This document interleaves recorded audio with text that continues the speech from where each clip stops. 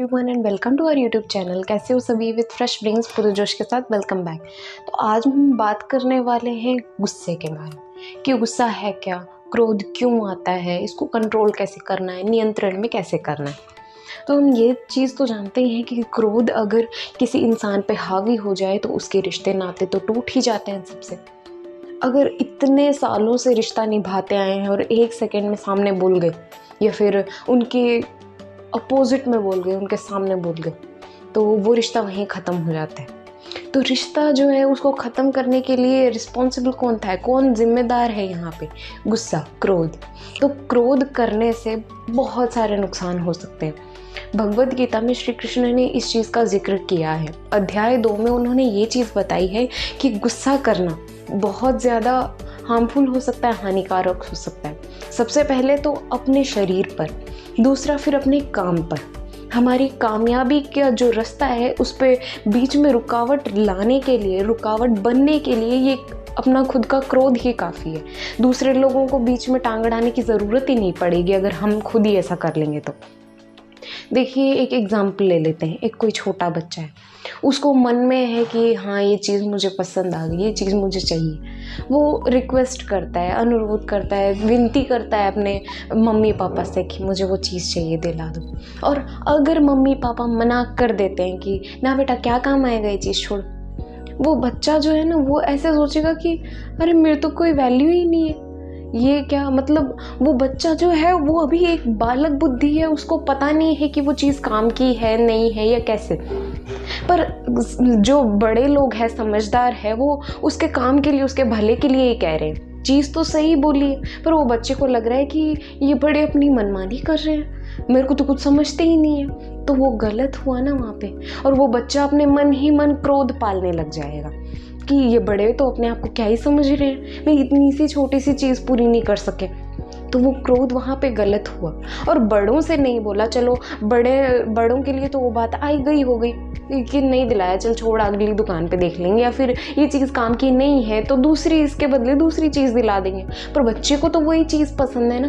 बच्चा मन मन में गुस्सा कर रहा है, कंट्रोल भी कर रहा है। अगर सामने बोल जाए तो मम्मी पापा को वैसे बुरा लगेगा, मन ही मन करता रहेगा, तो खुद का खून खोलता रहेगा ना, खुद का मन जलाता रहेगा, उसका नुकसान हुआ, उसके अंदर ही अंदर चलती जा रही है चीज़ें। तो सबसे पहली चीज़ ये कि क्रोध करने से मन की विचार शक्ति जो होती है, जिस पर हम विचार विमर्श करते हैं, वो शक्ति हमारी ख़त्म हो जाती है। हमारी सोचने वाली शक्ति ख़त्म हो जाती है। किसी भी चीज़ को लेकर हम डिसाइड नहीं कर सकते, निर्धारित नहीं कर सकते ये चीज़ कि हमें ये करना चाहिए, नहीं। हर फैसले पे हम बहुत ज़्यादा कंफ्यूज रहेंगे, बहुत ज़्यादा परेशान रहेंगे कि मुझे ये चुनना चाहिए या ये चुनना चाहिए, क्योंकि वो शक्ति तो आपके क्रोध ने ख़त्म कर दी है। तो ये नुकसान है, क्रोध करने के नुकसान यही है। आंधी और क्रोध दोनों एक समान ही है, आकर चले जाते हैं ना, फिर हमें पता चलता है कि हमारा क्या क्या नुकसान हुआ है। तो क्रोध पर हमें नियंत्रण करना चाहिए। एक बार है ना, अपने ये जो क्रोध है उसे सोचो कि मैंने पहले उस समय क्रोध किया था तो मेरा नुकसान क्या हुआ था, उस चीज़ के बारे में ना विचार करो। फिर अगली बार जब क्रोध आए ना तो नहीं, मुझे क्रोध नहीं करना है, ये चीज़ शांति से भी हो सकती है, मैं शांति से सब हैंडल कर सकता हूँ, शांति से मीठे बोल बोल कर सब हो जाएगा। ये चीज़ सोचो ना। अपने जो सक्सेस वाला रास्ता है उसमें नहीं, मेरे को नहीं, मैं ये नहीं होगा, वो नहीं होगा, ये चीज़ बड़ी बड़ी ऐसी फालतू की बातें निकाल दो। क्योंकि ध्यान लगाकर अपने लक्ष्य की ओर काम करने पर ना कोई भी जीत ऐसी नहीं होती कि वो मेहनत करने पर हासिल नहीं होती।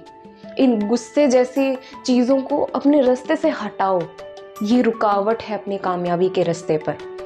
तो अध्याय 3 में ये चीज़ भी बताई हुई है कि कोई इंसान अगर किसी चीज़ के बारे में बार बार सोचता है, ज़्यादा बार सोचता है, तो वो चीज़ से उसे लगाव हो जाता है और वो चीज़ उसके दिमाग में बस जाती है कि मुझे ये कैसे भी चाहिए।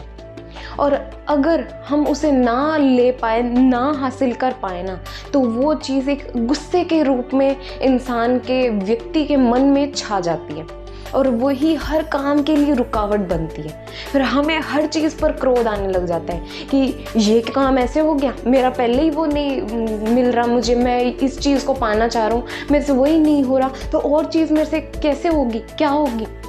ये चीज़ सोचने में अपना दिमाग जो है उन चीज़ों को सॉल्व करने में रह जाता है। मुझे ये नहीं मिला, वो नहीं मिला, ये नहीं, तो काम करो उस चीज़ पर, सिर्फ उसी एक चीज़ को एक लक्ष्य बनाकर चलो उस रास्ते पे। कैसे नहीं मिलती, कि कौन ऐसे है कि भाई मिलेगा ही नहीं, ऐसी कौन सी जीत होती है। मेहनत करने पर सब कुछ मिलेगा। बस ये क्रोध जैसा एक फालतू की चीज़ है ना, ये अपने दिमाग से निकाल दो। क्रोध को नियंत्रण ऐसे ही किया जाता है। अगर कोई आपको जानबूझकर गुस्सा दिला रहा है ना, तो उसी समय या तो शांति से आराम से कोई जवाब दे दो कि ये चीज़ ऐसे है, या फिर एक लंबी सांस लो और सोचो कि इसने मुझे ऐसा कहा है तो यहाँ पे ये क्या कहना चाह रहा है। क्या ये मुझे कहीं अपने लक्ष्य से भटकाने की कोशिश तो नहीं कर रहा।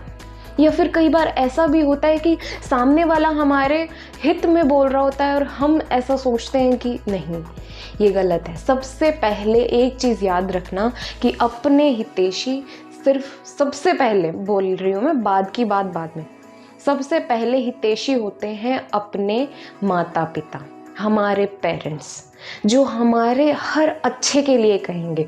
आपने कई जगह कई सारी स्टोरीज, रील्स वगैरह देखी होंगी और उनमें ये चीज़ भी देखी होगी कि माता पिता ही ऐसे लोग हैं जो अपने बच्चों को खुद से भी ज़्यादा कामयाब देखना चाहते हैं। तो आप में कुछ कमी होगी, आप कुछ गलत चूज़ कर रहे हो ना, तो उसमें आपके माता पिता आपकी सहायता करेंगे।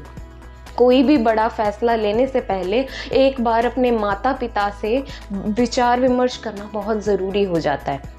तो इसमें अगर ऐसा कर लेते हो ना शांति से, तो क्रोध का तो कोई वैल्यू ही नहीं है, वो तो आएगा ही नहीं, बीच में है, साइड में पड़ा है, ठीक है। तो है ना, इसलिए कह रही हूँ, कोई भी चीज़, कोई भी आपको कुछ भी कह देता है ना, जैसे चहक के नहीं गिरना, सामने नहीं बोलना, ये गलत होता है। ये जो क्रोध है ना, वो हावी हो चुका है आपके दिमाग पे। इसलिए आपको सिर्फ शांति से जवाब देना है, या फिर उस व्यक्ति ने अगर आपको ऐसा कहा है कि चल ये तेरे से होगा ही नहीं, अगर ये चीज़ कहकर आपको गुस्सा करने के लिए, मतलब गुस्सा करने के लिए आपको मजबूर कर रहा है या क्रोधित होने के लिए मजबूर कर रहा है, तो उससे अपने काम से दिखाओ। ये देखो, उस दिन आपने क्या कहा था, मुझसे नहीं होगा और ये मैंने किया है। अपने काम से दुनिया को दिखाओ, मैंने इतनी मेहनत की और आज मैंने ये हासिल कर लिया, ये चीज़ दिखाओ।